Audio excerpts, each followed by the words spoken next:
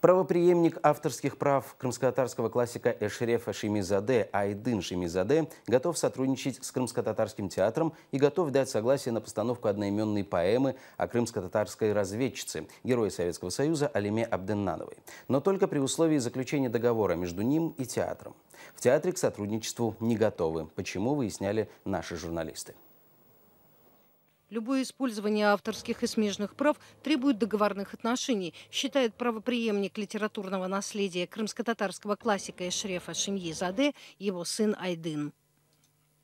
Я в любой момент с радостью предоставлю литературный источник театру. Но без договора это не делается. Договор дает мне, наследнику, имущественных и смежных прав, возможность просмотра и одобрения сценической обработки произведений. Без этого, как я уже сказал, в цивилизованном мире никакие права на произведение не передаются. Напомним, намеченная в Крымско-татарском театре на июнь премьера спектакля «Алиме» по мотивам одноименной поэмы крымско-татарского поэта Эшрефа Шемизаде, посвященного легендарной разведчице Алиме Абденнановой, не состоялась. Причина – конфликт между директором Крымско-татарского академического музыкально-драматического театра Белялом Беляловым и сыном автора поэмы Айдыном Шемизаде по поводу законности использования литературного материала без разрешения преемника авторских прав. Потом, значит, в феврале этого года, 15-го, был телефонный разговор с директором Крымско-татарского музыкального театра Беляловым. Я сказал Белялову, что как обладатель авторских прав на произведение Эшрефа Шемизаде я дам разрешение на сценическую обработку поэмы «Алиме» и постановку спектакля с удовольствием, с радостью, но должен быть заключен договор между мной и театром.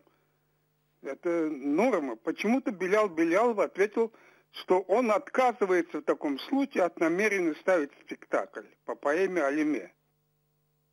Конфликт вызвал бурное обсуждение в социальных сетях. Одни обвиняют сына классика в желании получить с театра деньги, другие, наоборот, поддерживают его. Сам правопреемник ссылается на закон об авторском и смежном праве, в котором прописано, что в течение 70 лет после кончины автора произведения принадлежат его наследникам, и без их разрешения нельзя ничего использовать, тем более изменять, произвольно искажать и так далее. Правопреемник настаивает на том, что сценическая переделка поэмы лишь усугубляет нарушение закона.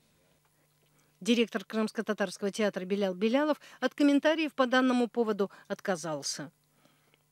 Нам не о чем говорить, потому что нет предмета разговора.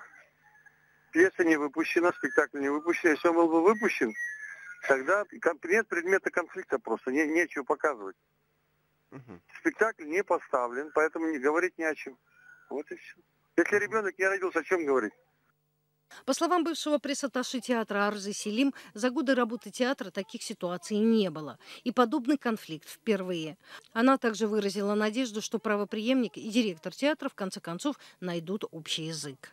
Да, вы правы, должно быть все по правилам. Авторские права должны быть защищены. Но мне кажется, вот в наших вот крымско-татарских реалиях, когда тут больше как бы такие человеческие отношения должны быть между людьми, и я думаю, что нужно думать все-таки о конечной цели. А конечная цель, чтобы произведение нашего великого Эшрефа Шемизаде, оно прозвучало на сцене, чтобы произведения других классиков тоже звучали. Вот это наша конечная цель.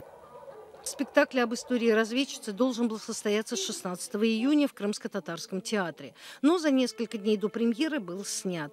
Артисты, задействованные в спектакле, до сих пор пребывают в растерянности.